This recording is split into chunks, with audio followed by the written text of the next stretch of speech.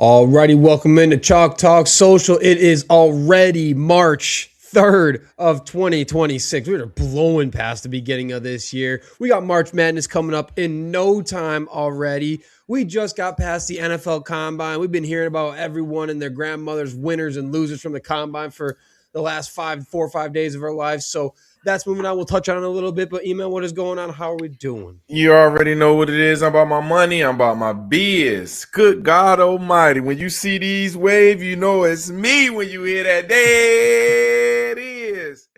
What a great weekend I had filled with sports. I mean, I was kind of consumed with track all weekend, Austin. So we had indoor USA championships. Then in all the colleges, it was all the conference championships, SEC, Big 12, Big 10. I mean, it was just track all weekend and basketball. So I was in heaven. But yeah, man, I'm feeling good, man. Start of a week. I love that. I mean, we'll touch on some combine. I'd love to get your final track coach reactions on some of the. Man, we saw some crazy times. I don't know if you saw like Brennan Thompson out of Mississippi State, I believe, running that 4. What do you have, a 4.26? I believe the man was absolutely cruising. Let me see. Brennan Thompson had a 4.26, but the guy's 5'9", 164. You get tossed around in the wind a little bit, little man, but God, was he cruising. All right, let's get into it as we do every Tuesday with our top 10 and 10. We got some recent news. So I know we usually stick to the weekend stuff, but something happened today in the NFL that we just, of course, just had to mix it in for the show. So why don't we kick it off? Number one from this weekend / today, David Montgomery. The recent news was traded from the Detroit Lions to the Houston Texans. So Houston sends over a 2026 4th-round pick, a 2027 7th-round pick, and offensive lineman Juice Scruggs for Montgomery. So Montgomery goes from the Bears to the Lions. He wraps up with 2,500 rushing yards, 33 touchdowns in 3 seasons in Detroit. And this is something weird's going on in Houston, where they are all about building up their running back room with some old power backs. So this is the 3rd straight season the Texans have added a veteran power back. So they got Mixon 2 years ago. They went and got Chubb last year. I'm not sure what this strategy is all about. It's a weird way to build up the running back room in today's NFL, considering last year you ranked in the 20s in rushing yards per game and 31st in rushing touchdowns last season, despite running the ball in the top half of the league in terms of amount of attempts. So this kind of looks like it's all but assured Joe Mixon is going to get released now after the injury that cost him his entire season last year. It would free up about $8 million in cap space should they do that. Chubb is an impending free agent. So this running back looks like, or this running back room for the Texans looks like it's going to be Montgomery. It's going to be Woody Marks. And Texans are kind of getting roasted for this trade right now. I mean, it is kind of wild to give up that much for a running back who's about to be 29 years old, is coming off just under 1,500 carries in his career, and is now going to have to be playing behind a struggling Texans offensive line. And you consider it, I mean, Montgomery was kind of getting pushed out of the Lions offense. They were phasing him out after Ben Johnson's departure.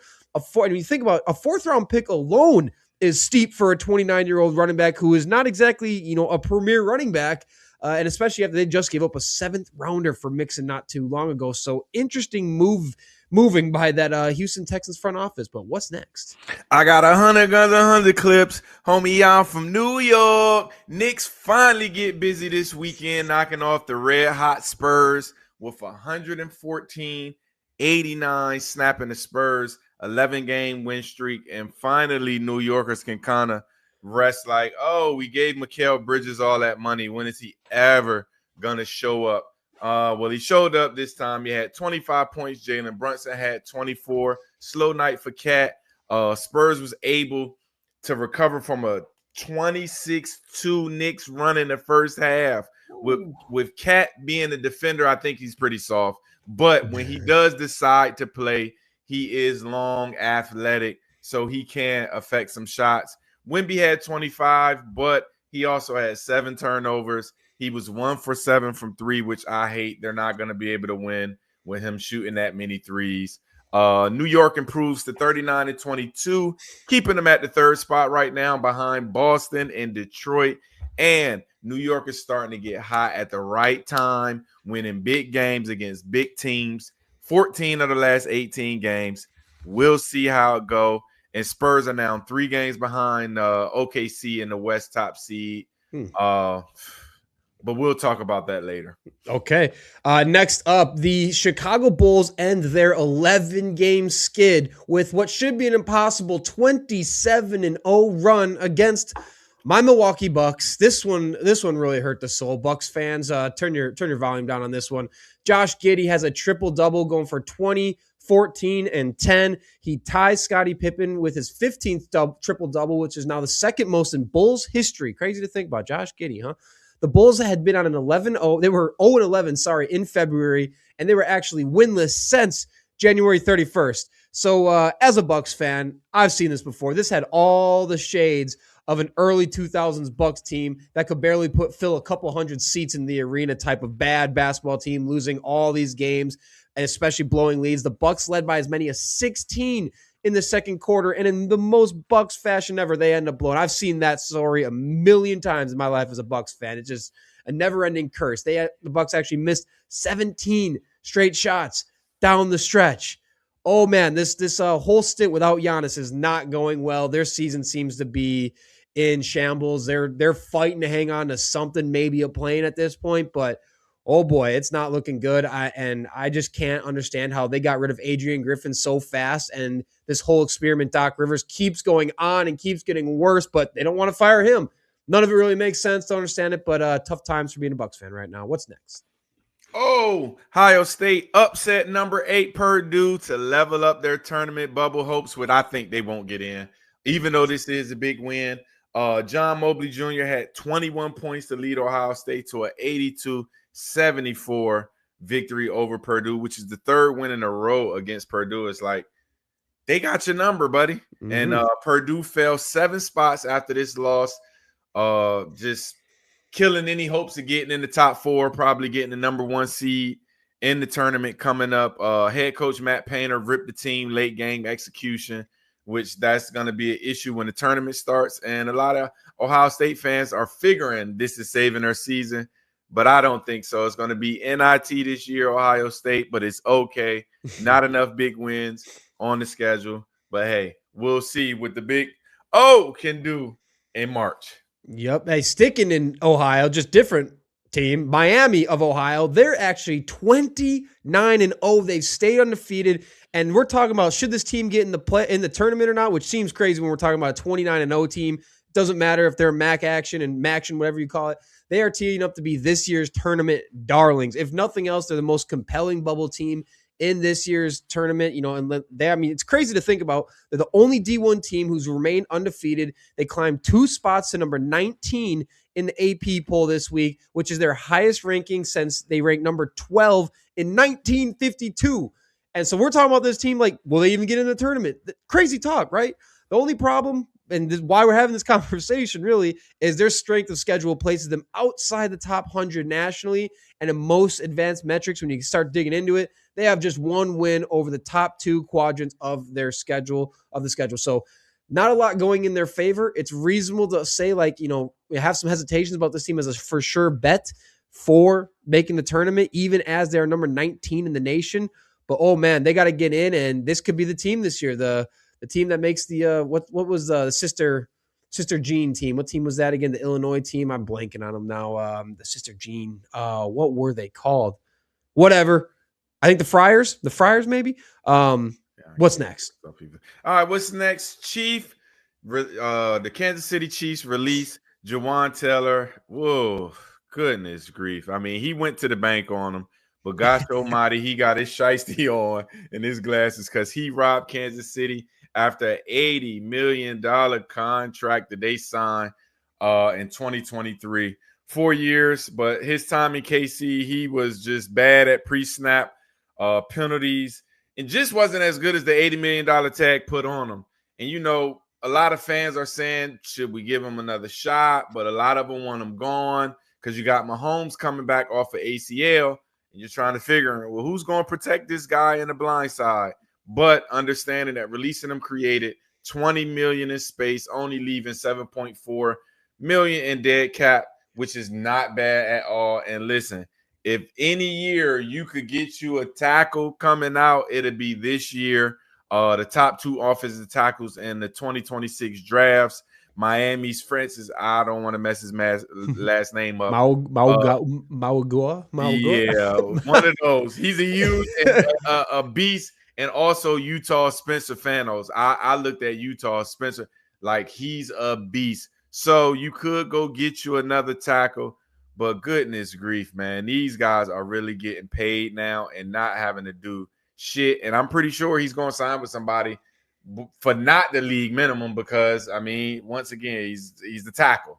You can't do without them. But hey, KC, you'll be able to find a tackle in the draft. The only problem is the top guys in this draft, the ones you just mentioned, those are right tackles. They need a left tackle in the worst way now. So it's an ironic situation, unfortunate situation that the top guys in this class are not at exactly the position, will require a position move for them. And that's always a risk. So we'll see what they end up doing. I'm intrigued to see how they address that spot. But speaking of teams making some cap moves, the Vikings begin their massive cap overall. They have cut Aaron Jones. They've cut Javon Hargrave. The move is going to save them $18.6 million in cap space, where they were roughly $43 million over the cap for this year's $301 million cap space heading into the weekend. Sounds like defensive tackle Jonathan Taylor and center Ryan Kelly could be next to get them where they need to be. The unfortunate part of them making all these cuts, though, is to get under the salary cap, you're going to have to go out and spend on a quarterback to help mitigate the J.J. McCarthy disaster. All signs point to they are done with it. They're not even going to try to run it back with him next year. They're actually rumors that they might try to move him. Everything you've heard about J.J. McCarthy is not about him starting in Minnesota next year. So you're just trying to get under the cap, and the first thing you got to do is go find another quarterback and not address other roster holes. I'm a firm believer they're going to replace Harrison Smith with Dylan Thieneman, the Oregon safety, who just had a great combine. I think they're going to plug him into that defense and keep that all-pro safety type nature going there. But some other problems do got to get fixed in Minnesota. What's next? Hey, my guy Konnor Griffin hits his third spring training homer at 19. You're telling me a guy who can't even buy whiskey or bourbon is probably going to be the next big guy in the MLB, being called the hidden version of Paul Skeens. But it's funny how the Pirates have all this pitching and all this talent at hitting and just does nothing with it. Let's see, will he become a superstar in the MLB this year, or he's probably going to kind of stay in the farm system? But super impressive, 19. We talking about a guy probably just graduated. Like I said, just leaving prom not too long ago, hitting the home runs in spring training is still something big. And I know we shouldn't hype it early, but let's just give him his props because, like I said, at 19, that is super impressive. And I will be keeping my eye on him from here on out. Yeah, it's funny. I heard he was getting called the Paul Skeens of hitting, which is crazy when you think the Pirates have Paul Skeens and the Paul Skeens of hitting, and they still can't do anything with it. Just unfortunate. All right, over the NASCAR, something we don't cover often, but when something big happens, we got to cover it. Last time we talked NASCAR, it was about Michael Jordan's 23XI team, and we're doing it again because their driver, Tyler Reddick, makes NASCAR history with his third straight win. So they race at the Circuit of the Americas race, and he became the only driver in NASCAR history to win the first 3 races of the season. So chalk up another three-peat to Michael Jordan as his team becomes the first organization to sweep the opening 3 races of a Cup season since the Petty Enterprise team did it in 1963. Those Petty teams, man. I had the little Petty race cars growing up, like the little figurines that are this big, all of them. So fun zooming those things around, but that's how I know the Petty name. What's next? All right, last but not least, let's give a shout out and a hand clap to Coach Gino Auriemma, one of the greatest coaches, not just in college, but greatest coaches of all time. UConn finishing 31-0, undefeated this year. First time since like 2018 with them. They're on a 47 victory streak. I mean, come on. That's the 5th longest winning streak in D1 history. And in the era where you got to buy teams and buy players, Gino seems to always put it together. So let's see if they're going to be able to keep winning through March and be able to stay undefeated. But yeah, shout to Gino and the UConn girls. Asia Fudd. I mean, Fudd is just phenomenal superstar. So shout out to the girls and the team going 31-0 this year. Boom. All right. All right, let's get into it to keep things going now. Like I said, combine's over. We saw a lot of great things after our last episode where we kind of covered into the D line, the linebacker stuff. Obviously, funny enough, Sony Styles, the Styles brothers, they just torched it up. Lorenzo Styles, Sony Styles' brother, runs the fastest 40 of all defense. I think he ran like a 4.28, I believe, or something. Yeah, but they hyping him. He weak. I told everybody right now. It's cool that his name is, but because he used to play like receiver. Yeah, he used to play like receiver. He's weak. Don't hype him, y'all. Wasn't he a receiver for your Notre Dame, for your Irish? Yeah, but he's weak. That's what I'm trying to tell y'all. I don't get hyped off that. Mm-hmm. Yeah, I mean, and don't get me wrong. I think he may get drafted from that, but he's going to be a wasted pick from somebody.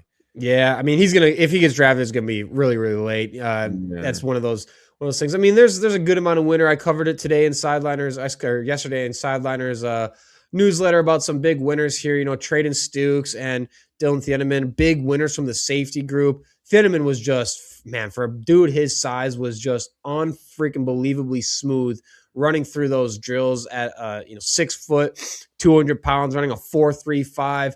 He's just got NFL prototype safety written all over him. Great coverage instincts.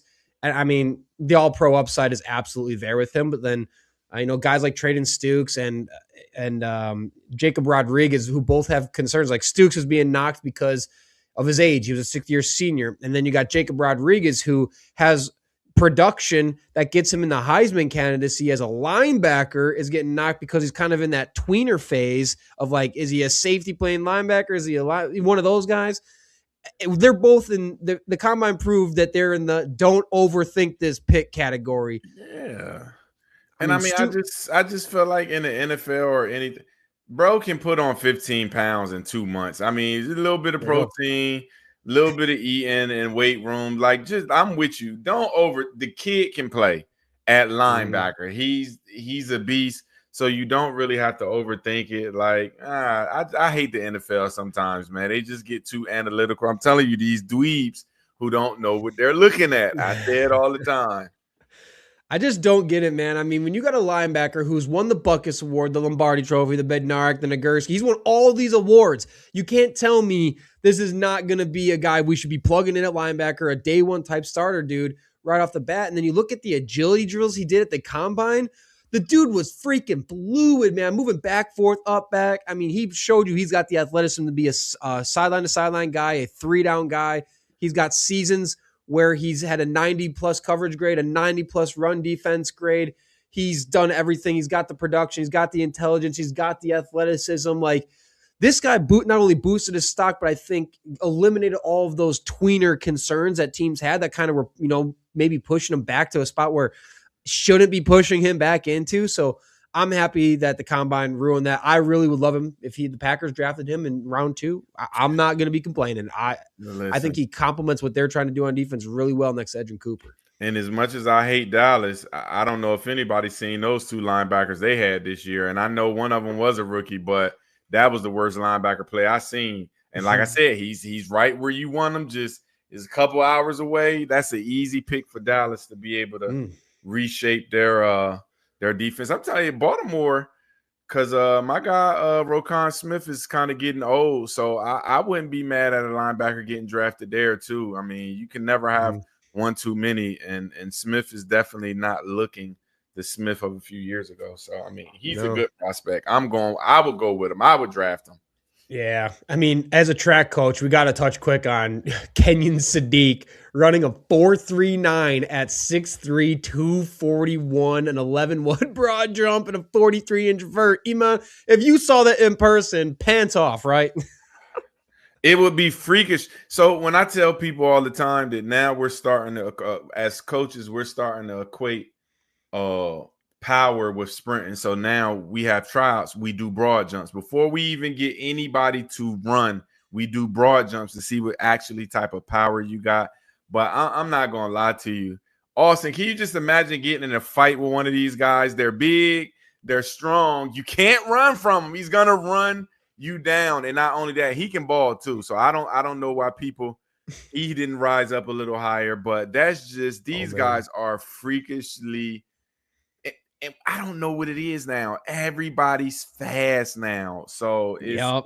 it's weird to see, but I'm excited. I love speed. Speed kills. I tell people all the time, they don't say size kill, they don't say agility kill, they don't say anything else but speed kills. So goodness grief. Yeah, man. Speaking of speed, I mean, before we move on to our next thing, Bryce Lance, North Dakota State. I know we briefly touched on him. North Dakota State He looked receiver, good. Yeah, he brother looked of Trey good. Lance. Yeah, he He looked looks good. really good, and he's Good. rightfully so catching a lot of these Christian Watson type comps for the speed he had, the route tree, what he was asked to do at North Dakota State, the production he had, and he's just been flying under the radar entirely this entire draft process. And seems like the combine really did put his name on the map a bit more. But seems like a guy who probably would have got drafted in the 5th round, and you'd be like, "Oh, Bryce Lance, who's that? Is that like Trey Lance's brother?" Like that kind of thing. Where now there's a lot of talk he might be like a 3rd, 4th round pick type of thing right now. So he's zooming upwards, which I caution when guys fly up boards after the season's over and they're not playing football anymore. I get a little worried when it's, I know we're evaluating tape and everyone's getting their stuff done, but specifically after combine jumps. But I think it's more that no one was really even watching his tape and diving into it. And that's why I'm okay with guys like him that play in FCS, that we don't get film on a lot, that we don't see watch. So after the combine, we like, well, who's this guy? Let's go look at it. And I went and looked at some film. He's pretty fluent. He's not bad at all. And I want to say he actually probably could have played FBS. But with the family lineage at North Dakota State, I'm pretty sure he probably went there. They probably paid him. He probably got whatever he wanted. Yeah, and I mean, his brother's rich, so he probably don't need any money anyway. So, yeah, he's a guy that I'm looking at too, and I like those guys that move up. But if you played in the SEC, Big Ten, ACC, and you start moving up, I'm like, oh, no, that's bullshit. He's terrible. So, but before we do go off the combine too, somebody brought it up to me because I've been known to be a speedster. They said for my 44th birthday this year, I should train and run a 4.4 in the 40 for my birthday. Oh, I love that. 44. I think I'm going to do it. All I really need is 6 weeks. If I get 6 weeks, which I got 6 weeks, if I get 6 weeks to train, I know I can do it. So somebody brought it up. They was like, all these people running fast for your 44th birthday. You should film yourself running a 4.4. And I think I'm going to do it. But like I said, all I need is 6 weeks. So I got time to really think about it. But I think I'm going to do it. You got to do that. You absolutely a 4.440 at 44. That's awesome. That's an incredible. That's gonna be an incredible post for you. I get those fast twitch muscles all loosened up, stretched out. Lose some weight, man. That's the biggest thing. Lose a little weight. You got a little pouch you got to get rid of there. Just being 200 pounds, I can't move like I used to move. You know what I'm saying? Because like I say, all I really do is lift weights and box now. So I would just probably have to drop about 15 pounds if I want to run fast, which I still can boogie, but I would have to lose a little weight. That's fair. All right, let's get off the combine a little bit. We're going to go into one last player from the combine and really close the loop on the combine with Ty Simpson. And did he really lock up quarterback 2? How much difference is he compared to Drew Aller or Garrett Nussmeier or Cole Payton behind him? Is he really worth a first-round pick? So, from his combine, he was near perfect on the field drills. The mechanics were smooth. The ball placement, all 3 levels was just pinpoint. So he did nothing but help his cause at the combine. Obviously, last season, 3,500 yards, 28 touchdowns, only 5 interceptions.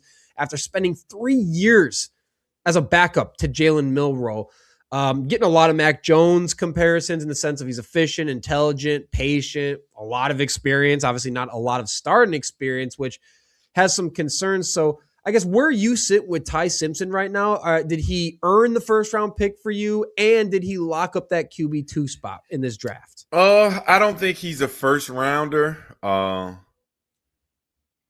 Early in the year, everybody was saying Heisman. He's the guy. He might even be the first quarterback took it. I just watched him late in the year. So like you spoke of, I just think he needs more experience under center. So, no, I don't think he's a first rounder. Will he be the second quarterback taken? Yes, because if you just look at all the people this coming out, he's probably the most kind of clear-cut, no risk, smart guy. I mean, charismatic. When you're looking at a quarterback, good looking, his hair was even decent. They look at all the small things. And like you said, I mean, you can see that he can throw. I mean, he's pretty accurate. He's got super good mechanics. So if the experience is something, I mean, shit, you can get him that. But I don't think he's a first rounder. Yeah. And I think that would be a push just because it's not the best quarterback draft, but I do think he will be the second quarterback taken. And I'm gonna tell y'all, I know this is a left fielder in not even a home run, but like a Hail Mary play. Keep your eyes on Taylor Green. I know the 40 means nothing, but he's giving me this Jaden Daniels kind of look, 6'6", tall, can move, and once again, another guy who I knew nothing about, had to go back and look at film. He's holding the ball a little too long. He's Shedeur Sanders in the pocket, holding the ball a little too long. But everybody, Taylor Green, just keep your eyes on this guy. If he can get somewhere and back up somewhere for a couple years in a good system, he's going to be your next Jaden Daniels. Trust me on this one. I mean, the 40 time from him was insane when you consider a 4.36 40 was 6'6" and like 230, like a big ass boy. And he had 6'6", 227 has the 4.36 40, a 43.5-inch vert. Like, hey, just install some type of modern Wildcat package or something for the dude. Get his talent on the field, do something with it. He's got a lot of refinement to do as a passer, like very Anthony Richardson-esque. Like, the passing is not there. It's had moments, but it's not there. But what he can do with the ball in his hands can be a real asset for you. But, it's a quarterback. The tough thing is, if you're not the starter, it doesn't matter how talented you are as a backup. It's going to be hard to earn opportunities unless your QB1 goes down, no matter what. So, for sure. But yeah, he was so impressive. And you said a couple great points with Ty Simpson that I got to compound on here, man. Next year's class, think about this. So we're talking about, is Ty Simpson going to go in the top 10, the top 15, the top 20? Here's the way I'll put it simply. I think if he goes in the top 20, a GM's front office, the desks are getting cleared out in a couple years because of that pick. And if he goes in the top 15 or top 10, all I got to ask is why? What about his production and measurables say that's a top 15 pick outside of the fact that, sure, if you get Ty Simpson at pick 15, that's better value than maybe a cornerback or a D tackle at pick 15 type of thing. But you also made the point on his production, the games he started. The guy has only started 15 games, and he doesn't have anywhere near the production profile of a first-round quarterback. I'm telling you, 21.9% uncatchable rate, pass rate. 63% clean pocket accuracy rate is not good. 43.7% accuracy rate under pressure is trash, and that's where he's wavered the most and struggled the most. So if you're drafting him, I think you're drafting him with the hopes of like maybe this guy becomes the next Brock Purdy, someone who doesn't really have the size that you're looking for, but you can hope you can maximize some of the zip he can put on a ball type of thing. And man, but drafting off of that much projection in the first round is terrifying in a weak quarterback class. If you're that desperate for quarterback, man, next year ain't it. And Ty Simpson ain't making next year it. Just wait and sit for the 2027 draft at this point. Because as good as he looked in the combine, man, I just don't see the argument to say, yeah, that needs to be a top 15 pick. That needs to be a top 20 pick. You can't point to anything that he has done comparatively to these other guys that are going in the first rounds over the years. I'd be like, yeah, he's right up there. He stacks right up there with all these other dudes. And I know a lot of this is projection on everyone. But when you're talking about a quarterback in round one, you're projecting the next 10 to 15 years with this guy is the plan. You don't make that pick without it. And is he really shown you enough to make you be like, yeah, I'm willing to risk my job on Ty Simpson's 15 games as a starter that were moments, but a lot of a good combine, not the biggest profile from a size perspective. So I'm kind of struggling here. I'm right with you in the sense of I think he locked up the second best quarterback in this draft, and he's going to be the second quarterback taken.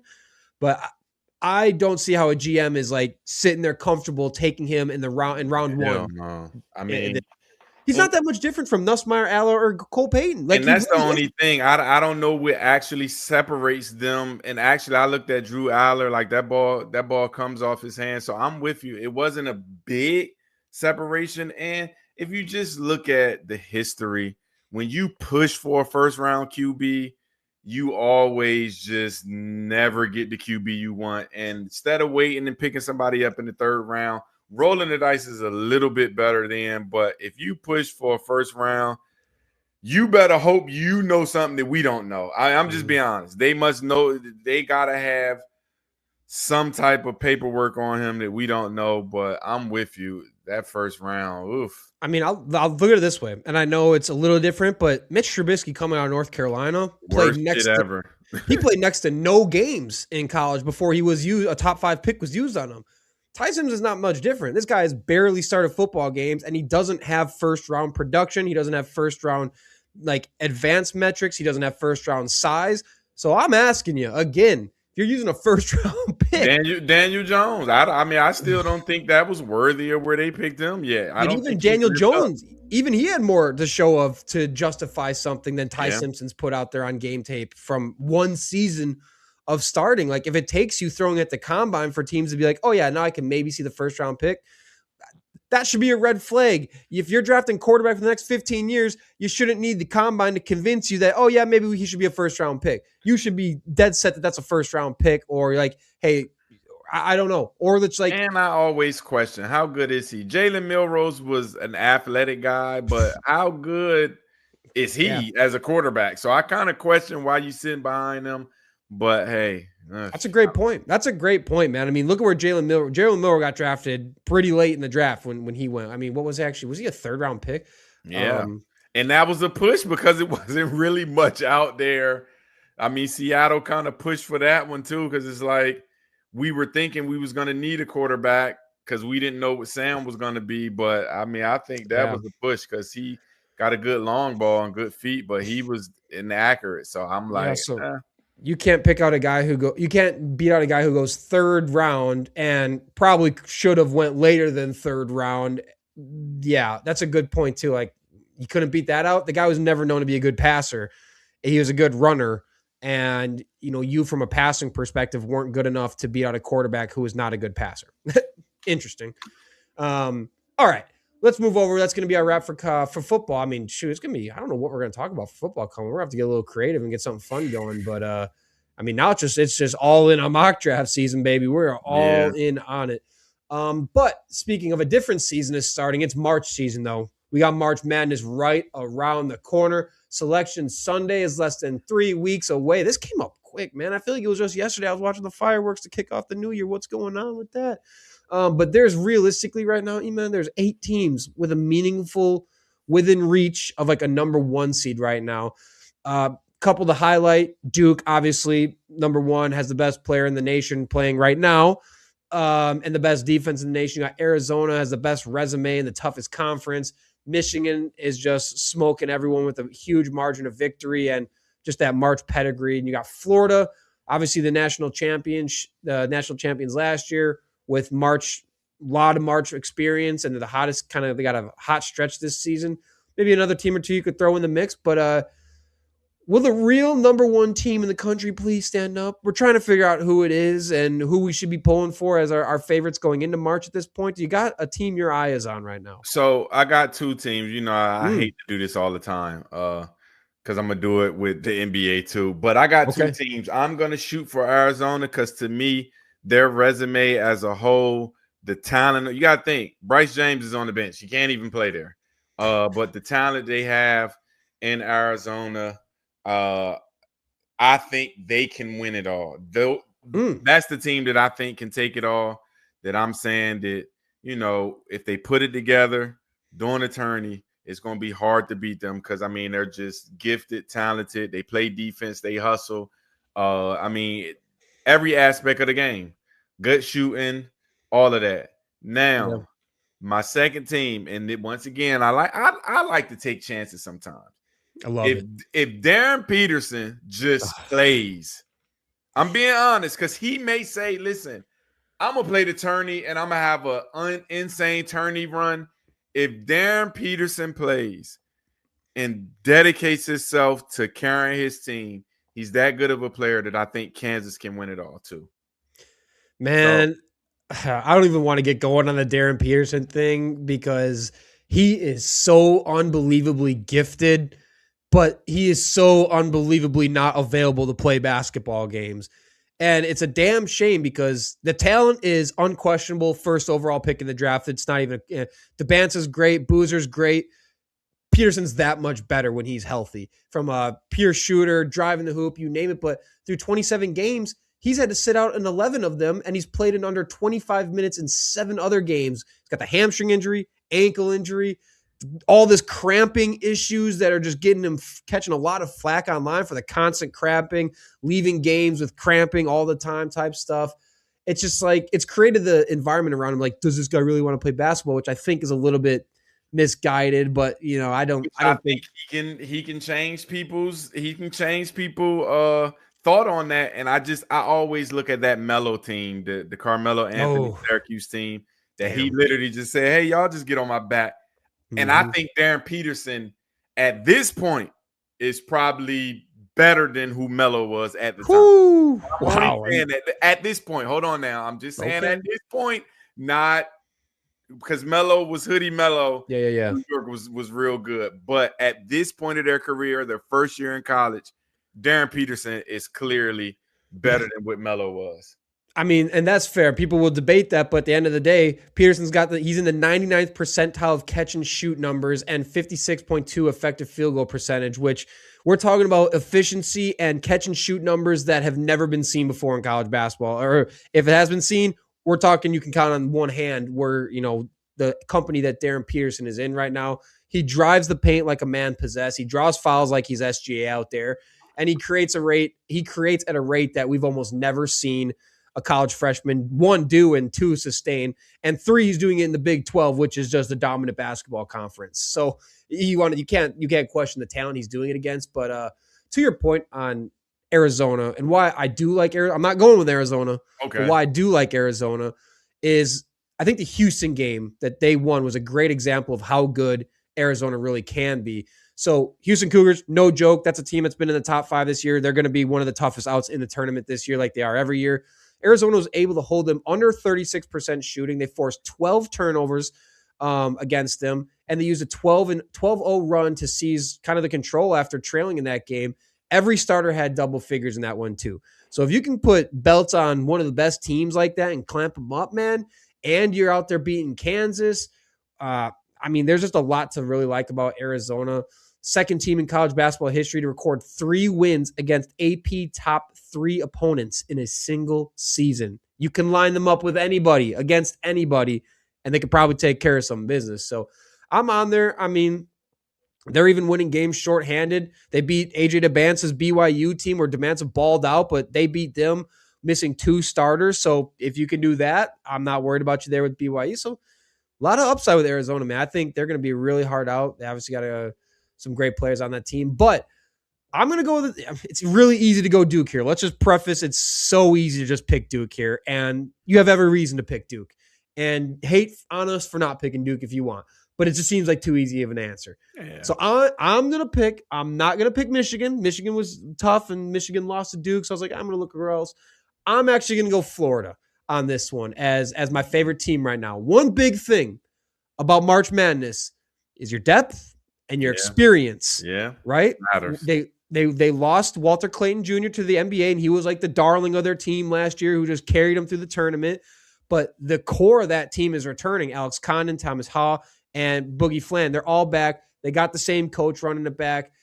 I don't think they're just capable of like a repeat run. Like they have the infrastructure. They have the coach. They got the returning talent. They have the experience, the March experience that, these freshman-led teams just kind of get hung up on down the late stretch. And I know Florida's not on top of the world right now. They did clinch a share of the SEC regular season title for the first time since 2013-2014 season. They funny enough, they dropped outside the top 25 this year, which is also crazy. But then they went on and rattled off 14 out of 15 win streak type of thing. They also put a shit pumping on Arkansas, who's number 20. They won a 111-77 on a top 25 team who's going to be a tough out in March too. So, they have, and another thing that's really important in March is who's coming down with the rebounds. They got one of the best rebounders in the country. I can't even say his last name. Ruben Shinyelu. I think I'm getting close. Sorry if I'm We not. we gonna butcher a name, but who Hey, cares? we're gonna butcher a name or two. You know who I'm talking about right here, right?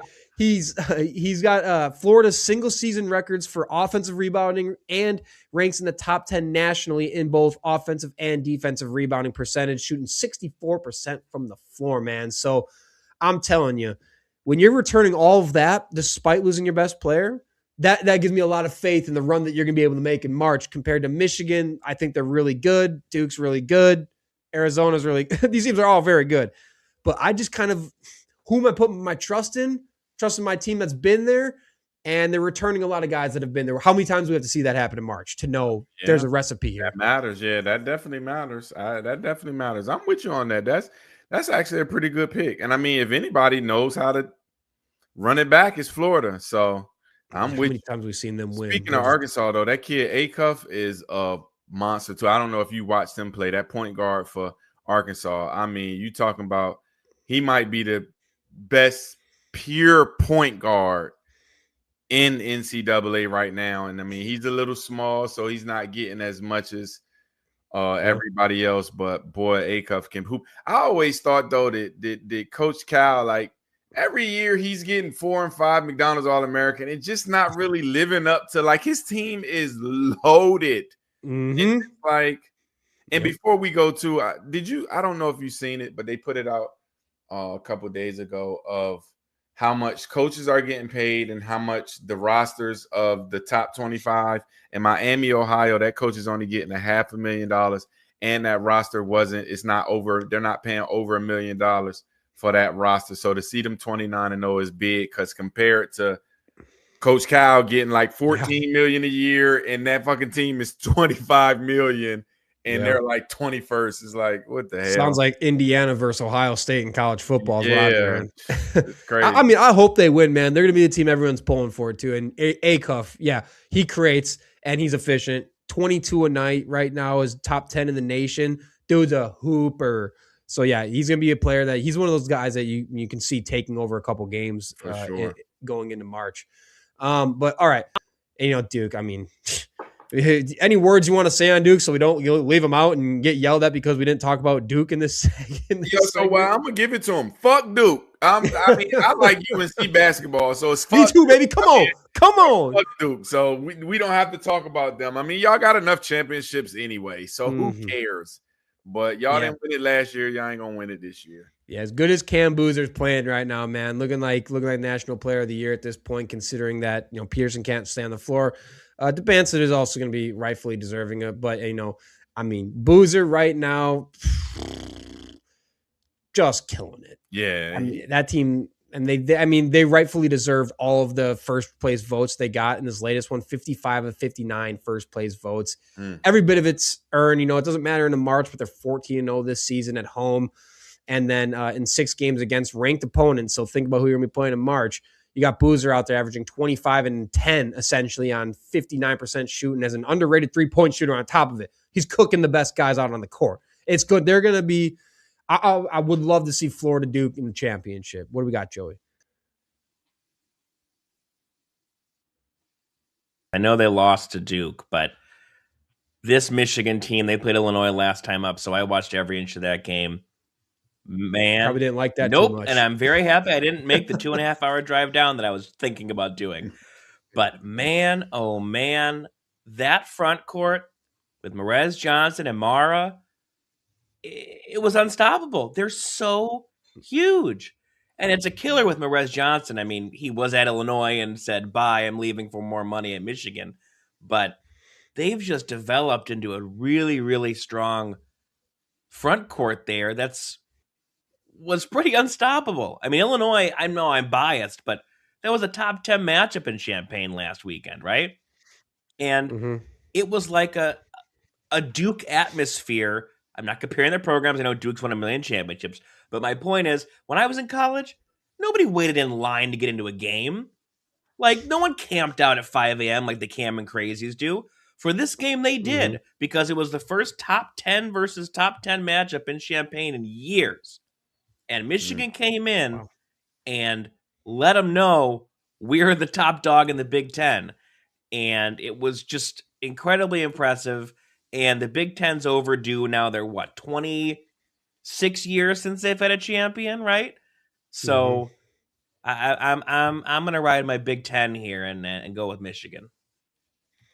I mean, they got what their people are calling the Kirk Cignetti of basketball with Dusty May, who's turned that program around in a flash from nothing to, we're talking perennial type looking roster out here. I mean, when you think about it, Big Ten's been damn good at basketball this year. Outside of some norms, Michigan has accumulated 21 wins by 10 plus, 13 wins by 20 plus, 10 wins by 30 plus, 7 by 40 plus, which is a Big Ten record, and they got a win of 50 plus points this season. So when I told you earlier about the margin of victory that they're putting on these teams, there's no one in the field. Duke, Arizona, Florida cannot compete with the margin of victory that Duke is, or that Michigan is winning these games by. I mean, Illinois' coach came out right out and said it, is that this is as good as a basketball team I've seen in my 9 years in this league. Yep.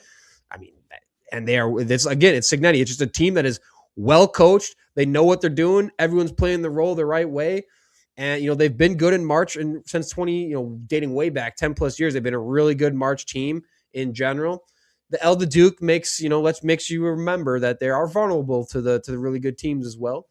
But man, I can see Michigan making the run of it. Michigan's the only team in program history to win 25 of 26 games to start a season. They were on fire. Yeah. So I can see it. Yeah, I like the Michigan argument as well. All right. Over to same basketball. Let's keep going with NBA. Man, it kind of hurts to not talk as much football. I hope everyone's still hanging in there with us. But real quick, Spurs and Thunder, that's becoming like a dynasty versus dynasty, potential dynasty, like heated thing happening now. And it's awesome to watch unfold in the Western Conference. But SGA's out. Wemby's back. Can the Spurs be the team to knock the Thunder off their pedestal this playoffs? Iman, yes or no, and why? Yes, I think they can, because when you just have a generational talent like Wemby, if he just decides to play any night, he can go for 50, 15, and 8 blocks. So yes, I do think they have what it takes. I think they're being inconsistent, and something about just De'Aaron Fox just not really just registering with me. And I think they're going to need his all-NBA Fox to be able to beat the Thunder. I mean, because you got to think they got shooting on the outside. They played, once again, if Wemby's in the game, he's affecting everything on the defensive side. He's rebounding well. He's really a kryptonite against Thunder. He's like they're kind of kryptonite. I mean, and with Dylan Harper off the bench, I mean, they just got talent. They got scoring. They're little young. But like I said, if you could get the all NBA Fox with Wemby playing pick and roll, they're just going to be hard anybody to beat them. Like I said, though, when you get Wemby taking 8 threes in the game, I don't think that Spurs will ever beat anybody. He can't just play at the perimeter. And I know he can get streaky sometimes where he can make a few, but I just don't think that fits them well. So yes, I do think they can beat them. Will they this year? You think they're a year too early still? You think we're 1 year away type of thing? They got a vet with De'Aaron Fox, and you got Castle. He's a known winner in college. I mean, he's a back-to-back winner. They have experience of winning on their team. I just don't like how Wemby's kind of inconsistent. He's shown when I just give me the ball down here and I'm just going to dominate, dunk on people, and 45 and 3/4. But like I said, when he just gets too jumper happy, I don't know. So I'm going to go out on a limb and say, yes, they're going to beat them this year. Yeah, I mean, you kind of already made the points about what they got. I don't feel that out of pocket to say what the Spurs have now is this generation's version of Tim Duncan, Tony Parker, Manu Ginobili with Wemby, Castle, Harper. Obviously got De'Aaron Fox as well, averaging almost 20 a game. Is just awesome. You think about how the team operated. It's very Thunder-like with how they operated without their star, right? We know the Thunder are winning all these games with SGA hurt. Well, look how the Spurs did when Wemby was down for that 12-game absence. They went 9-3. They reached the NBA Cup, and they're only 3 back right now. Obviously, he's been back for a little bit, but they're only 3 back of the West at 41-16 at the time of recording this. So I think the biggest thing that you can say against the argument for the Spurs is they've beaten the Thunder 3 out of 4 times this season. And the one time that they lost, SGA was healthy and playing, and the Thunder put an ass whooping on them, 119-98. So we know how this can go with SGA in the game, and the Spurs were vulnerable. But I think with Wemby, the thing that's awesome about him is why I say he's kind of the kryptonite is his length allows him to close gaps on lanes that pretty much no one in the NBA can do. I mean, it's very hard. I mean, when you consider the Thunder's offensive identity for a little bit, SGA, lots of isolation. They do a lot of rim pressure, a lot of contact creation type of stuff like that. It's the one approach where it can be easily compromised by a guy with, like, what's his wingspan? Like, he's 7'4", and he's got his wingspan's over 8 feet. Wemby just getting close. Hey, he can touch one sideline and touch the other sideline, just standing in the middle of the court, just lengthy arms. And he's really the one defender on earth who can make Shai flinch in the middle of his flow, it feels like, and what they're trying to do. So, and I think the other case for the Spurs is, what I said when they lost to the Thunder. When they beat the Thunder, those wins were also coming with a banged up Wemby, a limited Wemby. So it makes you think, like, we haven't seen these teams really battle each other with their most complete best selves yet. So it's a really, really enticing battle come this playoffs. And the Spurs have proven they're the only team that can take down the Thunder, if anything. The only one. They kind of got their number, man. I mean, I think it could end up being one of the best, playoff matches in recent history. I'd be shocked if that series didn't go 7, to be honest. A dramatic 7 on top of it as well. So, yeah, I'm kind of with you. Their backcourt with Fox, Castle, Harper, I mean, that's a challenge that no other team is really able to present. You got 3 different athletes who can drive, they can create, they can force OKC's defense to have to account for penetration angles that they normally aren't seeing across the rest of the West. So I'm really there that I think the Thunder might be ahead of their clock a little bit right now, just a little bit. And even then, I think they can get the best of the Thunder in the playoffs this year as well. I'm also say if they face up, I'm taking them. I'm taking the Spurs in 7 if they match up in the playoffs this year. How deep do you think that series goes? Think it goes 7? Oh no! And see, that's where I say if it goes 7, I'm giving the experience to the Thunder. I think the Spurs are gonna have to make easy work of them. They're gonna have to get rid of them in under 6, because if not, you cannot let a team with experience and who's been there when it really matters. So I think if it goes 7, I'm going Thunder. But if the Spurs can kind of hop on them, get on them early, get up 3-1. They'll win. So I say if the Spurs gonna win, it'll be in 6. If it goes 7 games, I would have to bet on SGA and them boys every time in game 7. Yeah, it's was it so the Spurs have won 4 times against them this year? Yeah, 4 times. Woo! That's a series right there, baby. We know they can be done. So I'm gonna take them. I really like where the Spurs are at, man. I mean, I don't think they're getting enough love. They're not getting enough credit across at all. And that's what I'm saying. How are people not talking more about the Spurs right now and what they got cooking and what they're doing and who they're beating, who they can beat, who they've shown, hey, we can beat them not once, not twice, not 3, but 4 times we can beat them up. So, man, we got to give a lot more love to the Spurs. So I'm happy we were the platform to do it because I'm big on them. But let's kick it over to the Eastern Conference to wrap up the show today, because this one's a little tighter. From top to bottom, the Eastern Conference has got a little bit more of a race going on at the top and throughout the middle. Right now, to kind of summarize what's happening at the top of the Eastern Conference, Detroit is the best team in the East today, the Pistons. Boston might be the most dangerous because they're about to get Jason Tatum back, and their system is running effortlessly without him, and I can't imagine it gets much worse. If not, it's probably going to get much better with him back.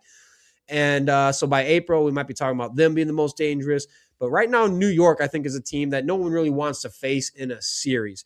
So kind of the same premise as college basketball conversation. Who is the team out of the East that you're most bought into? Like, these are the guys that I'm bought into is gonna make the run. Even with no Jason Tatum, I'm going Boston Celtics, and I know people are like, "How? Why?" I'm sick of them. And listen, I just think they have the firepower, and they have the relaxed coach and green light that they're just gonna put up 73s every night. And in a 7-game, well, let's say if you got to beat them 4 times, they're just not going to have off nights 5 games. I just don't see it happening. So I think Boston is going to be real dangerous in the playoffs. And that's not contingent of Jason Tatum coming back. If he comes back, what will he be? We don't know. But I think they could come out of the East without him. I just think Detroit is too K-based. When he's not having a good, and I've watched them a few times, when he's not having a good night, that team is not good. They don't actually have another guy who can just go get 20 a night or even go off to get 30 a night. JD can, but JD's game is down low, pass it, lobs. He's big, throw it to him in the post. I just think they need another. He's played well with Cunningham hurt, though. He has had a nice game. Yeah, I just think they're too hinged on Cunningham being the guy. So I think Detroit needs one more score. In New York, I'm telling you, I just think they're too soft, and that's odd coming from New York. Like, you think the New York team is tough, but that's what Thibodeau was. They were tough to me. Now I think they're just a little soft. Cat, I can't trust them. Mikal Bridges and them, I think he was a waste of money. OG, just every now and then haven't found his spot. So I'm going with Boston. New York's too soft. Detroit's tough. Play hard. I just think they're a little young and 2K dependent right now.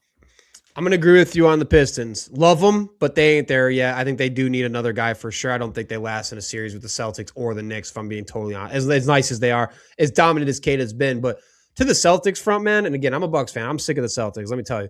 Jaylen Brown needs more MVP talk. I'll say that. Coach Mazzulla needs more Coach of the Year talk.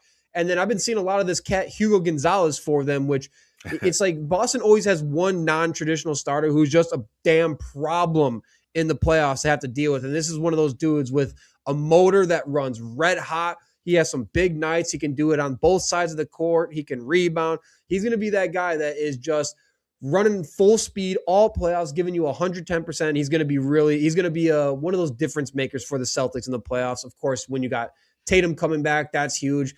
Think about who else the Celtics have lost. They lost Holiday, Porzingis, Horford. They didn't have Tatum, and they're still a 40-20 team. Like, this system is working really well.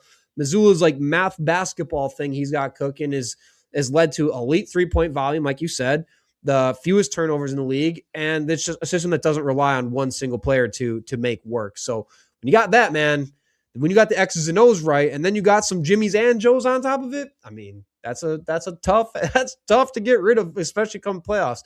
So, and then of course you think about Tatum coming back, then you got Jaylen Brown and Tatum, 2 all NBA caliber players playing at once, and they're only 5.5 back without Tatum. So, I mean, yeah, and you got Jaylen Brown at 30 a game, damn near. Come on, I mean, all NBA caliber as much as he's ever been in his career. But where I'm going to disagree with you, though, I'm going to take the Knicks, and my reasoning is kind of similar to Florida here. Now, hear me out. I agree with you. They have moments where they're soft. They have made 2 consecutive deep runs in the playoffs, an Eastern Conference Championship appearance last season. They know how to win. And Shaq made a great point to Kat on the interview. Hey, you need to take over some games, man. When you take over, this team is at its best. And we saw, you called it out in the top 10 and 10. What happened to Wemby when Kat was a primary defender? Wemby had an off night. They forced Wemby to take all these threes, and it just didn't flow well. And that was with Kat as a primary defender. More of that, please, Knicks. The other thing for me with the Knicks is the Jalen Brunson factor. Yeah, he might be ice cold in 3 quarters, but in the 4th quarter, he might have ice in his veins and just go super sane, and then just he's one of the most clutch players, if not the most clutch player in the NBA right now and for the past couple of years. And so when you're needing to win the game in the 4th quarter down the stretch, when you got the best guy on the court to lead those types of comebacks, I love the Jalen Brunson factor throughout. Obviously, he's got almost 27 a game right now. He's shooting 47%. I mean, like I said, as clutch gets in the NBA over recent history. And then Karl Anthony Towns leading the NBA with 40 double-doubles this season. The pick and roll is a good weapon for them between Kat and Brunson. And when Kat steps up, man, I think they need to force more of that. Make Kat step up, run it more through him. I thought Shaq made a great point. And then we've seen it happen a couple times in different instances. But I also love the Anunoby and Bridges duo to kind of round out this whole thing. They have two elite perimeter defenders in those two guys that they can guard the 1 through 4 on any given possession, any team. So I think they're just a very complete, like definitely starting 5. Whereas, will they be too soft to get past the Celtics if they had to match up? Yeah, I could see it. I could see the Celtics being the only real thing stopping the Knicks this year is the Celtics is what I'm feeling. And my only thing, Austin, because I actually love Cat's game. I'm being honest. He was a number 1 pick. I've always thought he is one of the just most skilled big man in the game. But how many years do we just got to keep saying, Cat, you got to take over? Minnesota got rid of the motherfucker because just we see it, then we don't see it. We see it, then we don't see it. Like, how many years are we going to keep saying, Cat, you got to be the front runner. You got to play hard every night. You got to dominate. You got to call for the ball. You got to get down low, play defense consistently.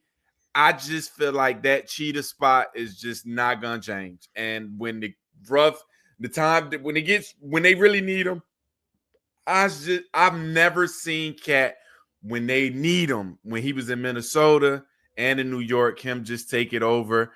So, like I said, no knock. I love Cat's game. I think he's the most gifted big man shooter ever.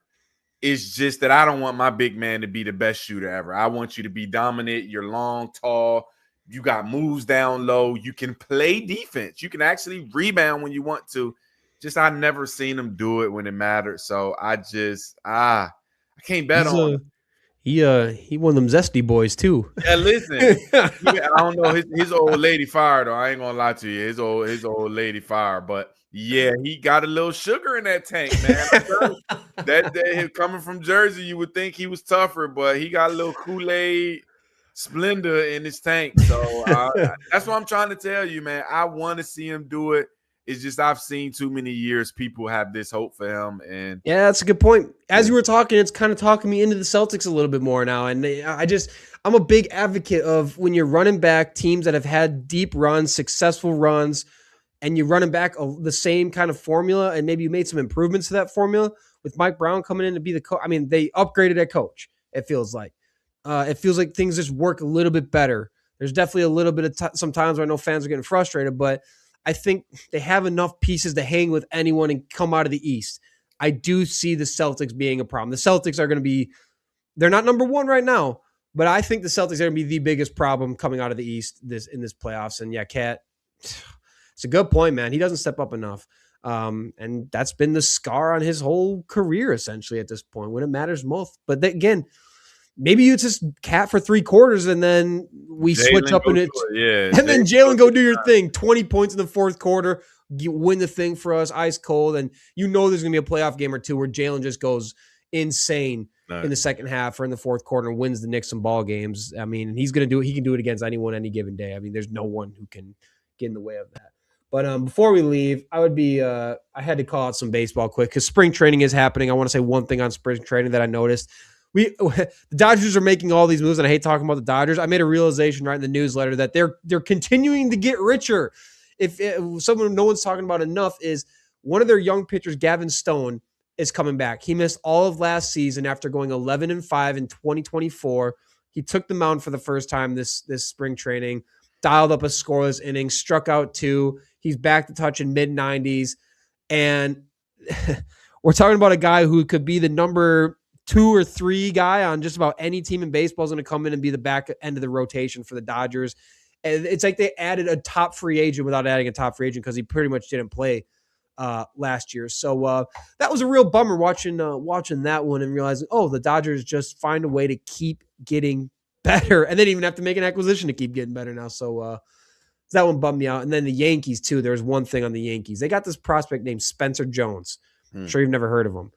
But he got some bold claim was made that he's got the Ohtani power. I was like, oh boy, this guy's gonna get himself some rockets thrown at him for that one. But he's not even a top 100 prospect, and he can't hit He doesn't have a good bat to ball like contact ratio. He's a lot of swing and miss is what I'm trying to say. But the guy hits home runs, just nuclear home runs all the time. Maybe nuclear is not the best word right now, but he hits a lot of home runs all the times. And it's going to be interesting to see if the Yankees bring him up. And by the way, Aaron Judge is out there. He smacked 2 home runs right away. So he's still doing Aaron Judge things. And man, I hate to see the rich keep getting richer. That was the one comment I really wanted to make.